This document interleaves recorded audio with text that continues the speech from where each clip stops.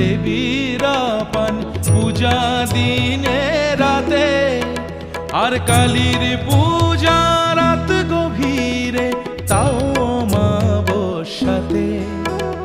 শ্রীগালার ডাকিনী যোগিনী সঙ্গী হয় সেই পূজায়।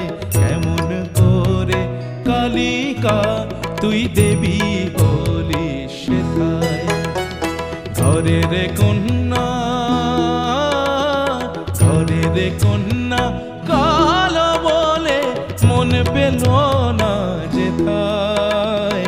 কেমন করে কালিকা তুই দেবী হলি সেথায়? ঘরের কন্যা